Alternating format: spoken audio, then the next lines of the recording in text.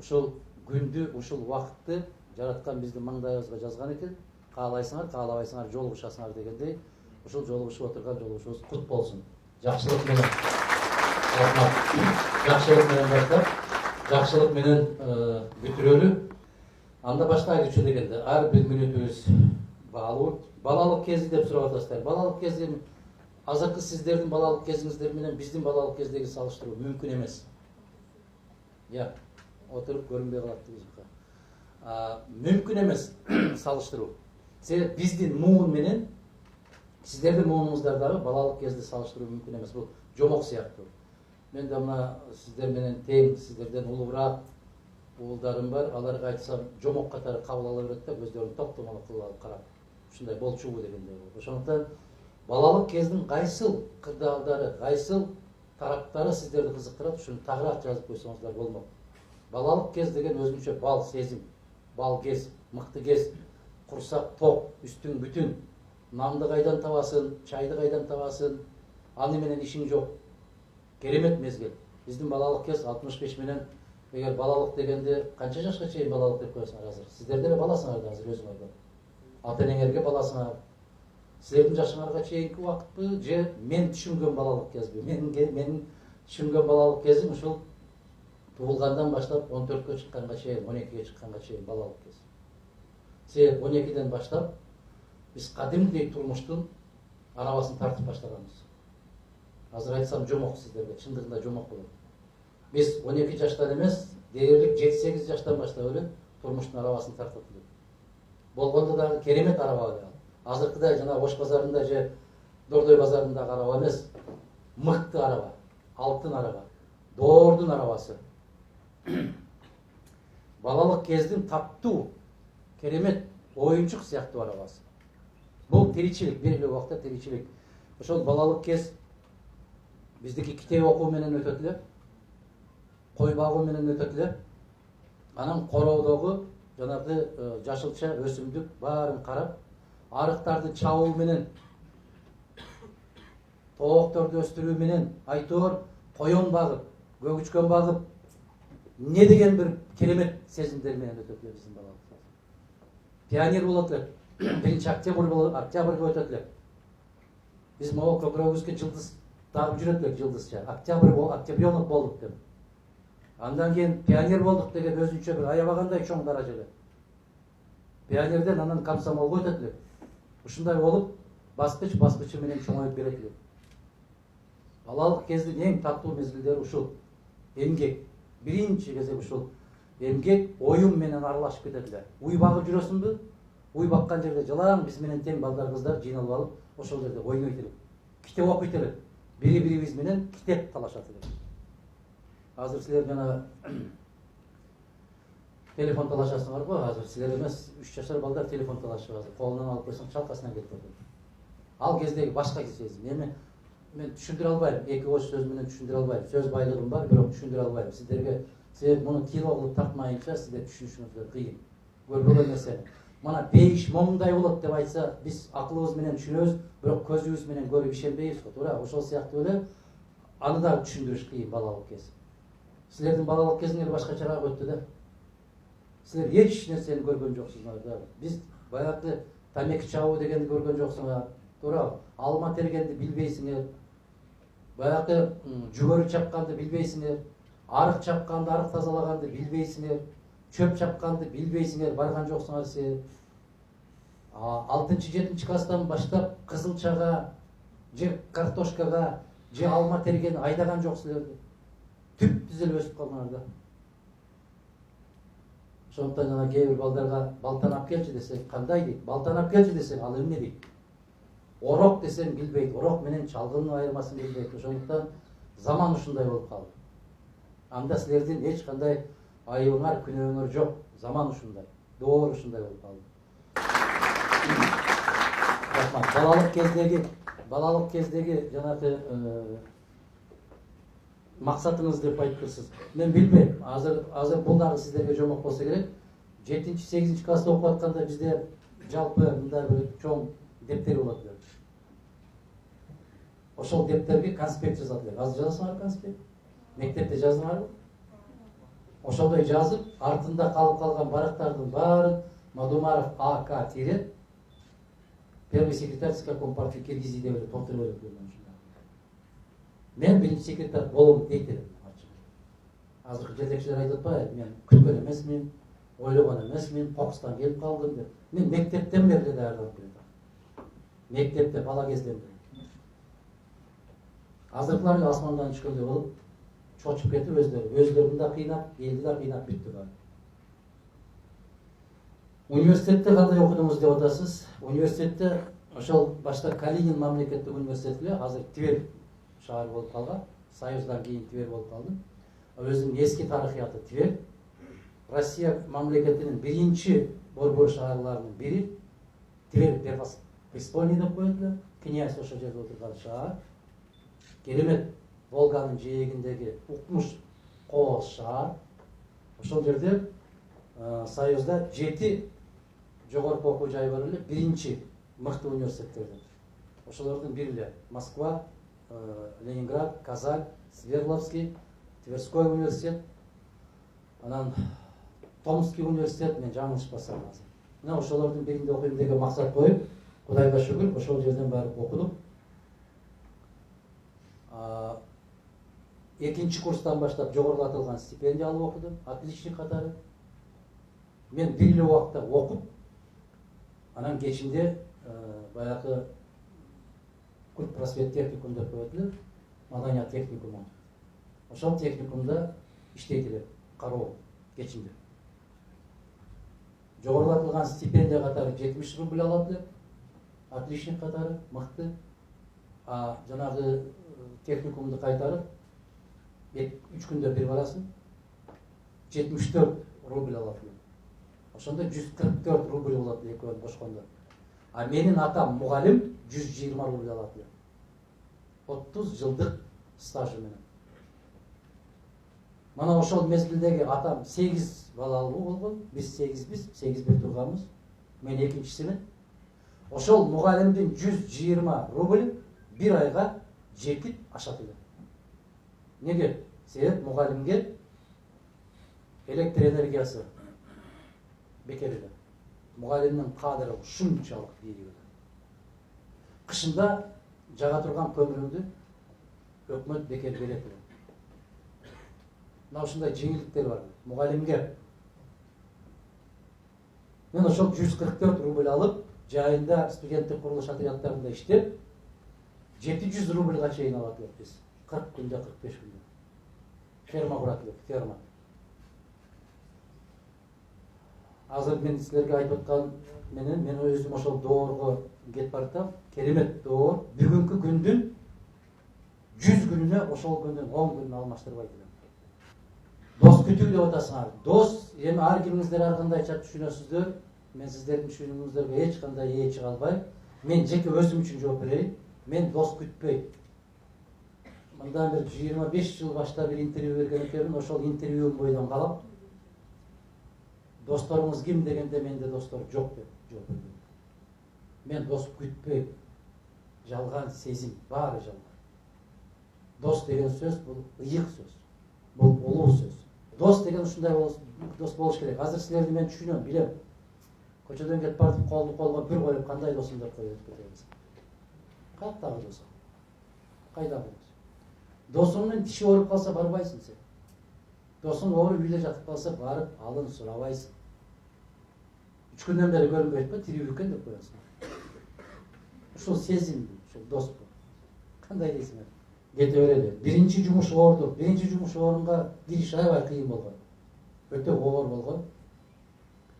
Эгерде Бишкекке келгендеги университеттен кийинки жумуш ордун сурап атсаңар, а эгер 10 классты бүткөндөн кийин эле жумуш ордун сурасаңар, мен совхоздо жумушчу болуп баштаганмын. Курулуш комсомолдук бригада деп коет эле азыр. Жаштар, жалаң жаштар. Ошондо курулушчу болуп баштаганбыз. Бишкекке келгендеги биринчи жумуш ордумду мени биринчи мына Түгөлбай Казаковду билесиздерби? Ошонун бир тууган агасы бар эле, Аман Токтогулович деген. КГБда иштейт эле, андан отставкага кеткен, пенсияга чыккан, анан биринчи жолу эгемен, эркин гезитти ачкан ошол, көз карандысыз. Майдан деген. Азыркы майдан эмес, ошол кездеги майдан.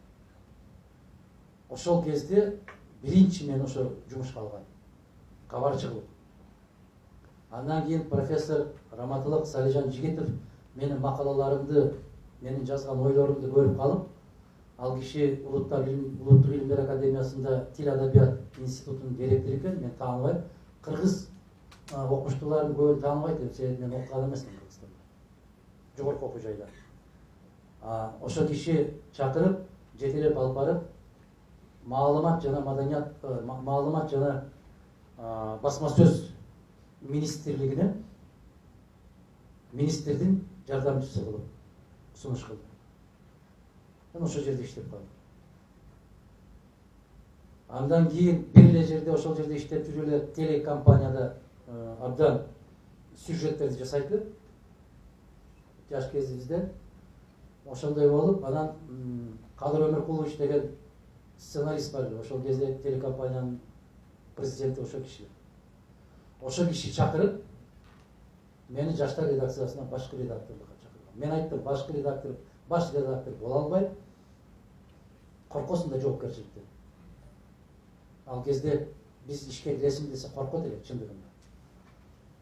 Азыр сен министр болосуңбу десең кече болушуң керек эле, кеч калып атам деген. Коркпойт да. Жооп бериштен коркпойт. А биз титирейт элекпиз, коркот элек. Уят болуп калам дейт. Анан биринчи макул орун басары болуп иштеп тур деп, орун басары кылып алдап ошол жерге киргизип дагы кыска мөөнөттөн кийин анан башкы редактор болуп койду. Ошол жерден башкы редактор болдум.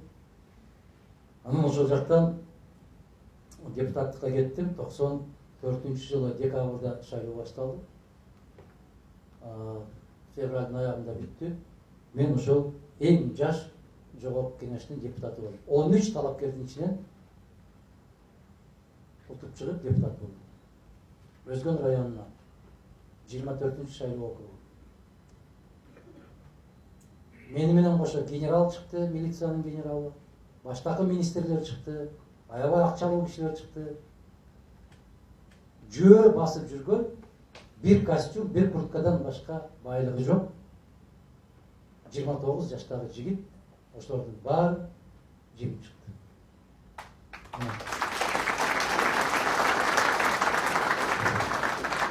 Менин кыйындыгымбы? Жок. Элдин тазалыгы. Элдин мыктылыгы. Эл ошол кезде бирөө жүр могу жерден бир кесе чай берип атат экен десе, эмнеге берип атат экен деп сурайт. Жөн эле мындай жайынча десе барбайт эле. Түшүнөсүңбү? Бирөө күрүч алып келиптир, же май алып келиптир, же көмүр алып келиптир, таркатып атат десе, бир киши сокур болсо да, мунчу болсо да, майып болсо да барып албайт эле. Ал өлүм менен бирдей. Өтө катуу уялат ошо. Бирөөдөн барып бир нерсе алган. Мен эмне менен жактым? Ачык, айкын, катуу болгондой айтканым менен. Ошол менен депутат болуп калдым. Ийгиликтин сыры деп атасыздар. Ийгиликтин сыры аны Адам алейхисаламдан баштап бүгүнкү заманга чейин ийгиликтин бир эле сыры бар. Ал эмгек. Эмгек дегенди ар кандай түшүнөт, ал кандай таза эмгек. Жогорку кеңешке келгенден кийинки иш аракеттерди. Биз жогорку кеңешке келгенде баягы кыргыз саясатынын аксакалдары Турдакул Нусубалиевич, Абсамат Масалиевич, Чыңгыз Төрөкулович аксакалдарды айтып атат. Азыр 90-дан өтүп калды Мамед Мамакеевич. Мына ушундай кыргыздын залкар аксакалдары бар эле, инсандар бар эле. Аябай сабаттуу, маданияттуу, мына легендарлуу парламент деп коюп, анын ичинде кимдер гана карагылачы, Төлөмүш Акеев деген, билесиздерби режиссер? Болот Шамшиев деген. Не деген залкарлар? Не деген инсандар бар депутаттар? Депутаттар келе атканда, алардын көкүрөгүндөгү баягы төш белги жанбай, алардын өзүнүн жүзү жанып эле. Ушундай инсандарды депутаттар. Азыр бүт улакчылар жыйналып алган. Ал кезде такыр башкача эле. Себеби адамдар адамдын акылына карап шайлайт эле. Азыр адамдар акчасына карап жайнайт. Андай эмес. Биздин жердеш, биздин тууган экен. Бизге кече чай берди. Мана студенттер силерге эч кандай нерсени жашыруунун кажети жок. Шайлоо башталганда декан жыйнайсыздар, туурабы? Биринчи куратор деген барбы азыр? Ошолор жыйнайт биринчи. Кимге добуш беребиз деп туруп анан зачеткаңарды жыйнап баштайт, паспортуңарды жыйнап баштайт. А силер калп эле таарынмыш болуп коесуңар. Биздин паспортту эртең эле жыйнап атат деп атасыңар. Сен паспортуңар менен кошо зачеткаңарды жыйнайт да баа коюп берем десе, барбаган кимин каласың айтчы? Мына ушинтип келечегибизди сатып атабыз. Четинен сатып атабыз. Анан кийин отургандан кыйкырасыңар. Коррупция, коррупция, таза эмес бийлик, таза эмес бийликти биз мына силер зачеткага баа алыш үчүн силер коесуңар. Күлүп атпайсыңарбы азыр? Булакчылар келип калды десе. Ошону силер алып баргансыңар. Неге? Зачеткага баа алабыз деп. Калыппы? Туурабы? Айнан азаматтар, ушинтип моюнубузга алышыбыз керек. Бүгүнкү Кыргызстандын бүгүнкү абалына биз күнөөлүүбүзбү дегенде 100% деп моюнубузга алышыбыз керекпиз. Себеп окубаган сабактан баа алдым. Туурабызбы? Ошондой. Анан мага суроо бересиңер. Мындай депутаттар кайдан чыкты деп. Силер чыгардыңар, мен чыгардым.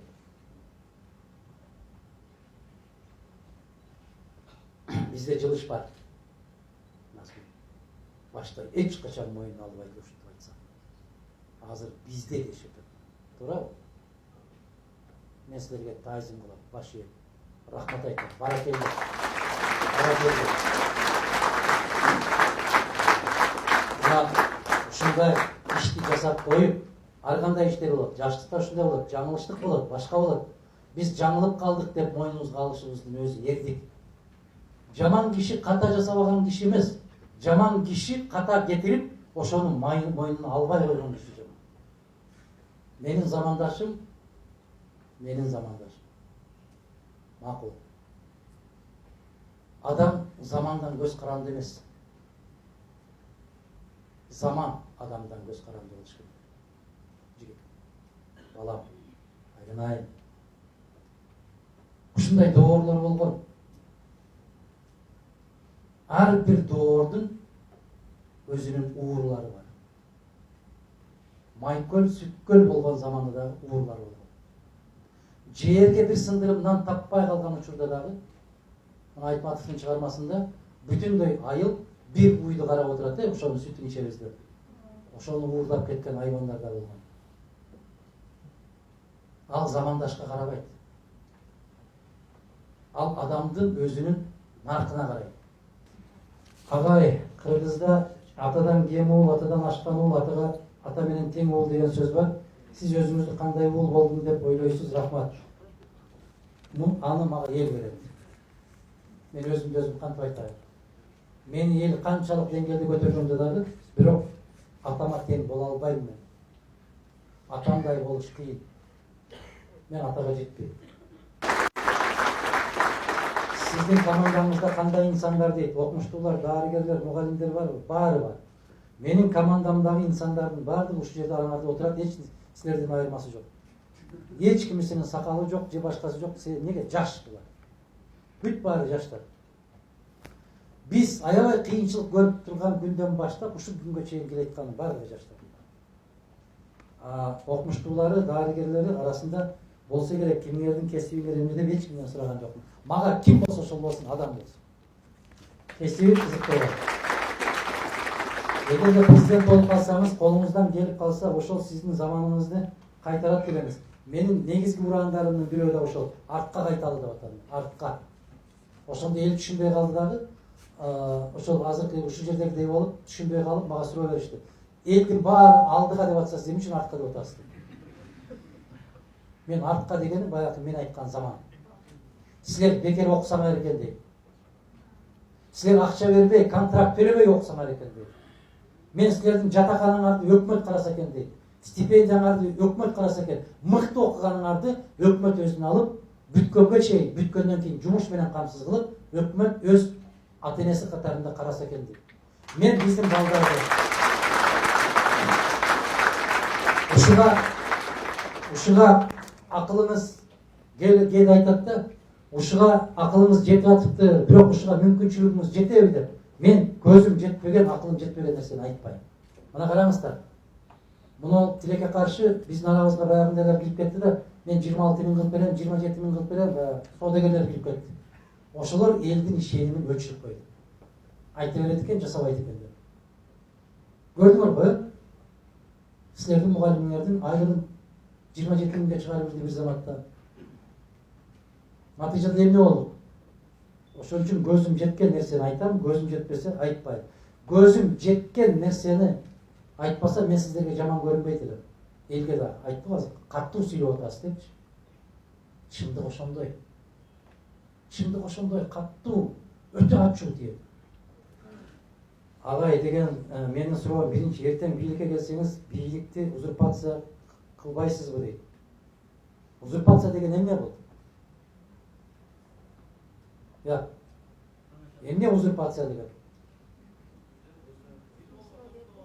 Баракелде. Узурпация деген бир колго өткөндө жана Мактыбек Арсланбек менен болгон көрсөтүүдө мен бир султандын окуясын айтып бердим го. Биз билесизби? Мен конституциямдан да, мыйзамдан да, башкадан да коркпойм. Мен элдин каргышы менен Аллахтын сурагынан корком. Ал өзгөрбөйт. Мыйзамды өзүнө каратып өзгөртүп алсаң болот.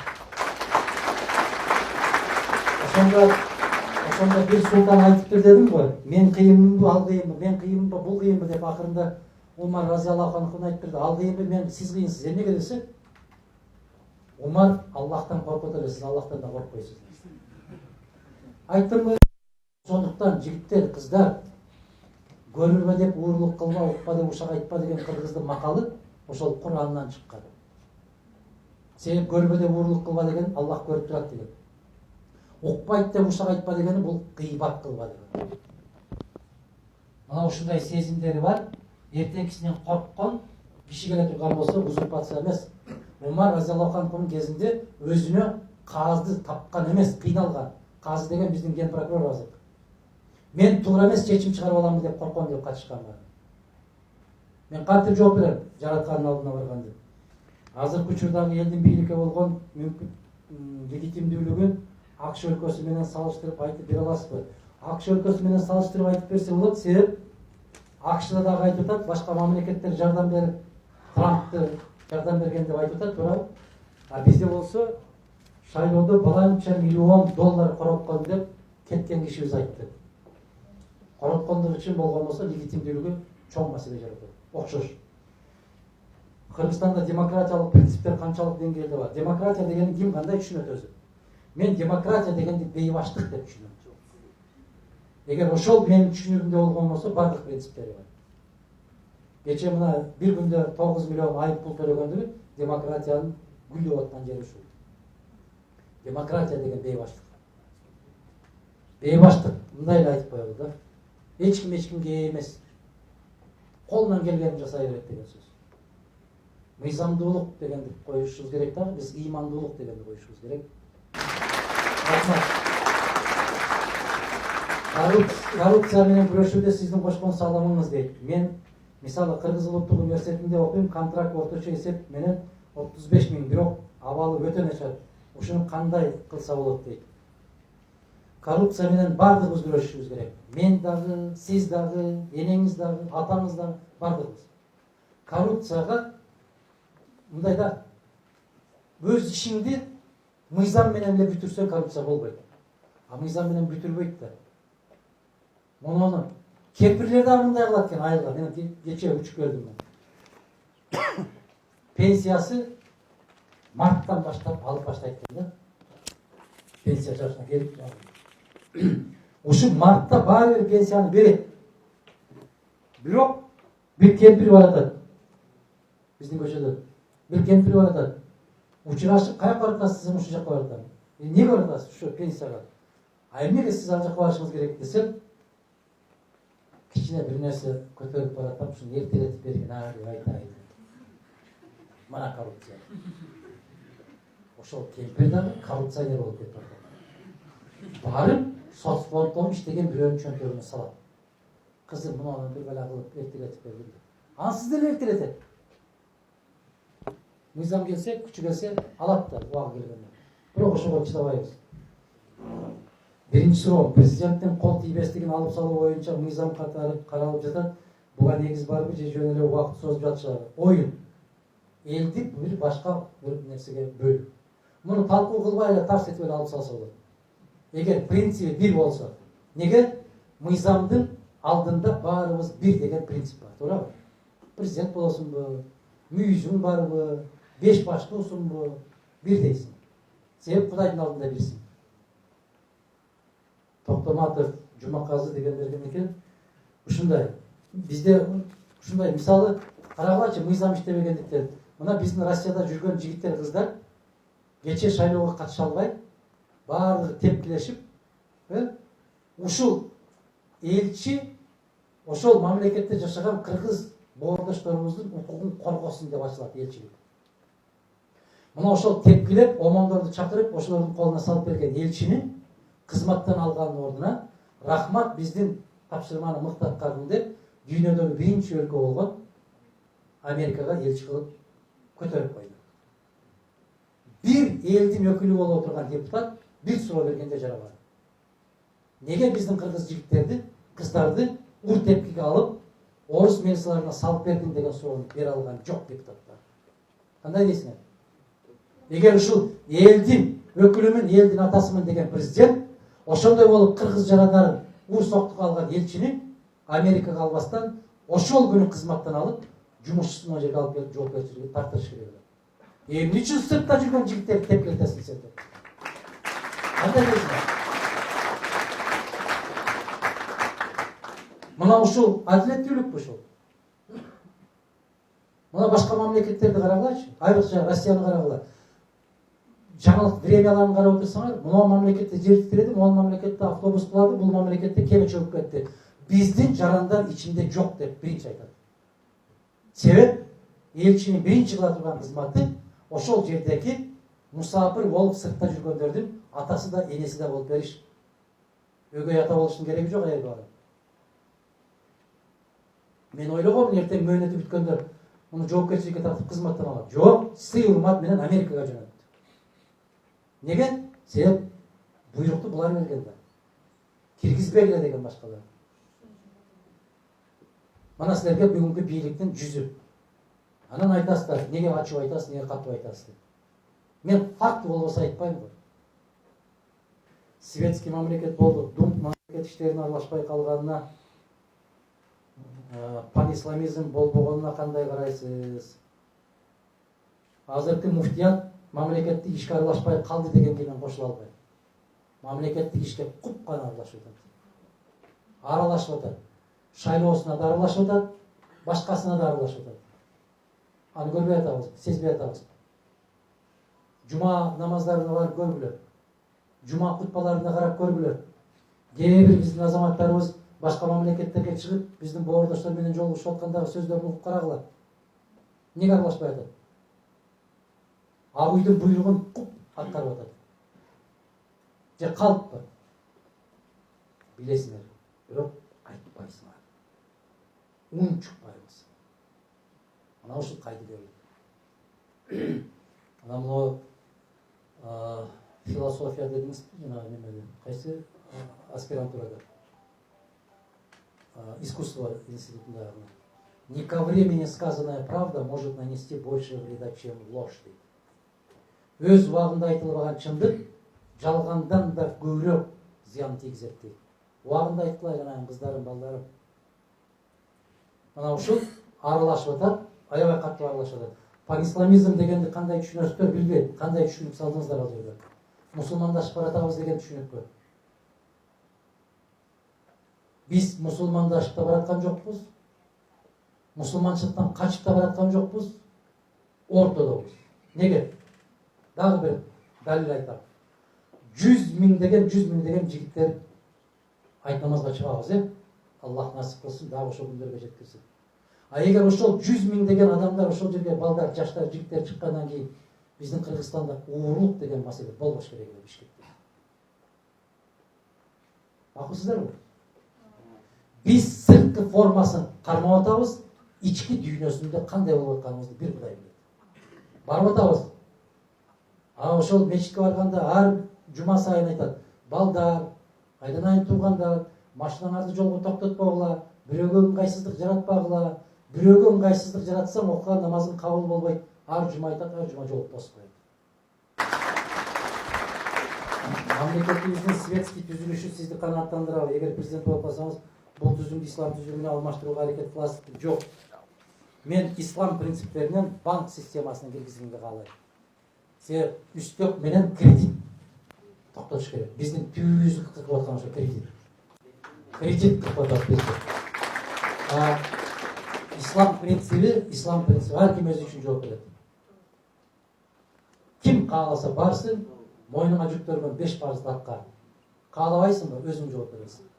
Аны мамлекет сүйрөп барып, сен намазга жыгыл, мамлекет сүйрөп барып, сен ажыга бар, өз эркиң. Акыретиңди ойлосоң, жаса. Жок, мына ол убактылуу өмүрдү ойлосоң, демократ болуп кайраңдап жүрө бер. Адам өз тандап алсын. Шайлоо учурунда башка талапкерлер акчасын берип атса, сиз эмнеге бир да сом коюп аткан жок? Силер мага кийинки шайлоодо акча топтоп бергиле, мен берем. Бергиле топтоп мага. Мен өмүрүмдө бизнес кылган киши эмесмин. Мен өмүрүмдө бир нерсе менчиктештирген киши эмесмин.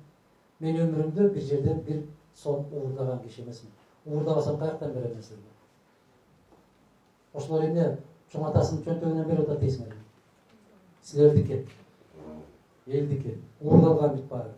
Мына азыр эми сен көбүрөөк жегенсиң, мен азыраак жегенмин деп тытышып аткандар ошону. Өлкөдө каалаган мамлекеттер окуу жайын, мектептерин ачып жатат. Муну токтотуу зарылчылыгы барбы? Зарылчылыгы бар эмес, токтотуш керек. Зарылчылыгы ашып ташып кетти.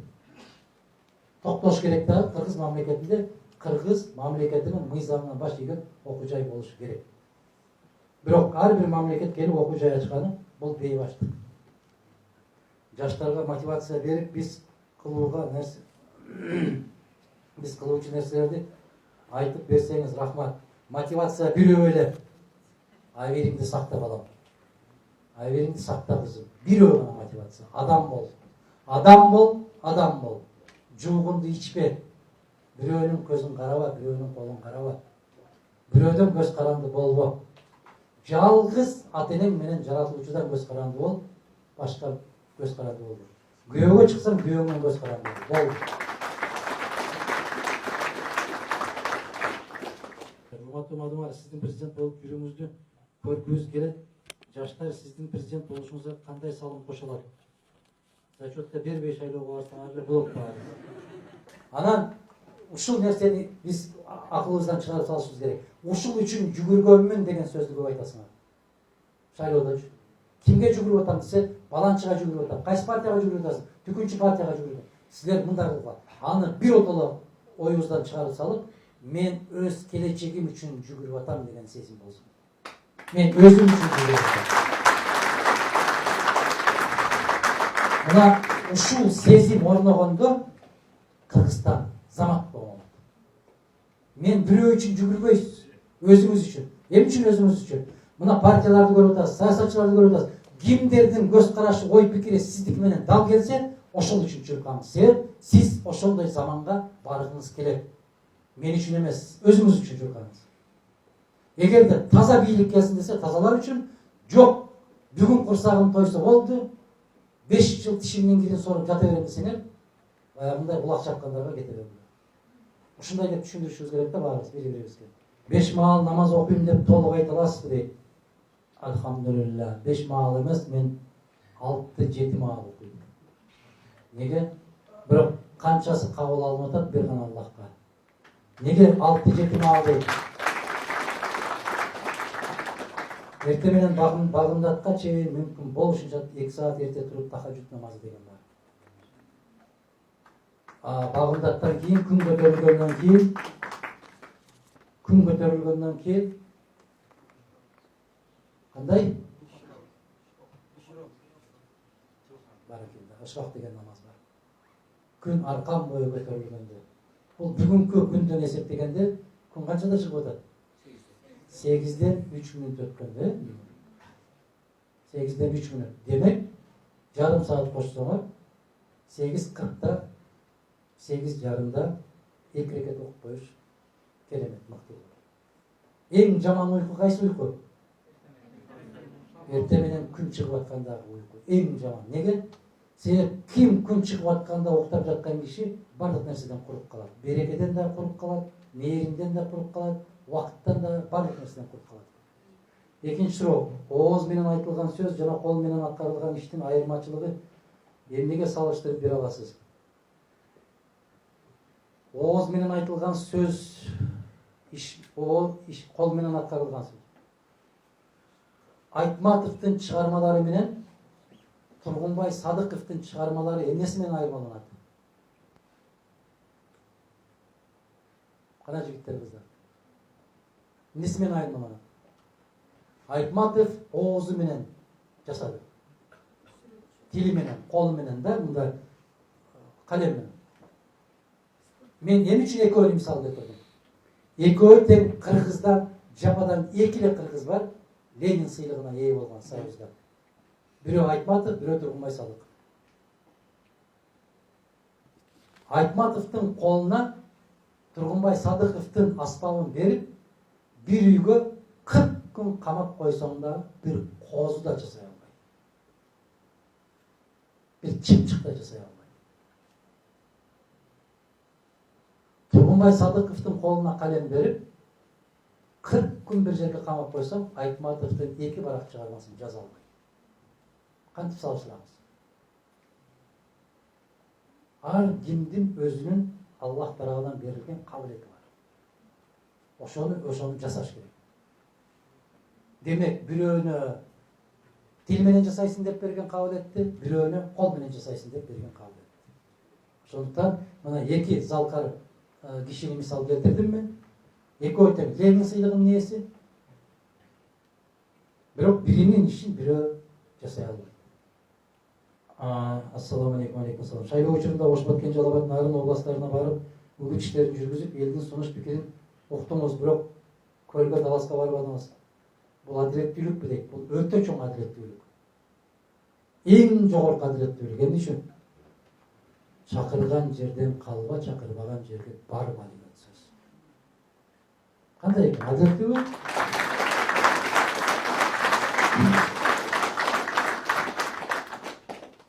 Мен башында жарыялаганмын да. Ким мени менен сүйлөшкүсү келсе барам. Сүйлөшкүсү келбеген жерге барбайм. Мына бүгүн чакырдыңыздар сиздер. Мен бүт ишти токтотуп учуп келдим. Сизге акыркы суроо. Ошол сиз айткан заманда чоңойткон балдардын заманы да азыр ошол балдар азыр жогоруда азыркы замандын курган ошол жакта чоңойт. Маматжан уулу. Улам. Бүткөндөн кийин кирчи мага.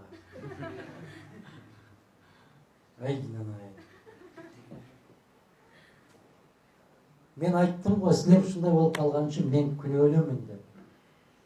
Мени күнөөлөгүлөр. Силерде күнөө жок. Мени күнөөгө арткыла. Бизди сиздин заманыңыздагылар үйрөттү, окутту. Эмнеге үйрөттү, эмнеге окутту? Кандай кылалы эми? Анда ошол силерди окуткан, силерди үйрөткөн ага эжекелердин баарын колундон сүрүп чыгарып койгула. Силер ушундай болуп калган үчүн ошолор күнөөлүү. Атаңар менен энеңерди сүрүп чыгарып койгула. Силерди жакшы көргөн үчүн. Силерге каалаганыңарды жасаткан үчүн. Силерге кетмен чаптырбаган үчүн, оро кордурбаган үчүн. Силерди кыйнап иштетпеген үчүн. Силерге козу бактырбаган үчүн. Кыздар энеңерди көчөгө чыгарып койгула. Сайма сайганды үйрөтпөгөн үчүн. Нан жапканды үйрөтпөгөн үчүн чыгарып койгула баары. Кандай дейсиңер? Бир суроону койгондо ойлонбойлубу жигиттер? Балдар, кыздар, ойлонбойлубу суроону коюп атканда? Эмне дейли? Кандай кылалы? Келгиле. Эми адамдардын арасында ар кандай болот. Бирөөлөр айтылган сөздөрдөн жыйынтык чыгарып кетет. Бирөөлөр айтылган сөздөрдөн эч нерсе келбейт. Мен мисал келтирип айтам. Bir эле класста 30 бала окуйт. Bir эле эжекей, bir эле агай сабак берет. Бирдей лекция окуйт. Туурабы? Ошол 30 баланын ичинен 5-өө окуйт, 25 окубайт. Мугалимдин кандай күнөөсү бар айланайын? Сен окубай койсоң эмне күнөөсү бар? А жаныңдагы отурган кыз эмне үчүн отличник болуп бүттү? Жаныңдагы отурган бала эмне үчүн отличник болду? А сен эмнеге окубай койдуң? Агай күнөөлүүбү же эжекей күнөөлүүбү? Ким күнөөлүү? Өзүңүзбү? Бардыгыңар мектепте окуп кеттиңер. Азыр классташыңарга барасыңар. Бирөөңөр жогорку окуу жайдасыңар, бирөөңөр Ошто, бирөөңөр Нарында же Көлдө же Таластасыңар. Барасыңар сабактан. Каникулга чыкканда барасыңар. Сүйлөшүп көрбөйсүңөрбү? Кимиңер кандай деңгээлдесиңер?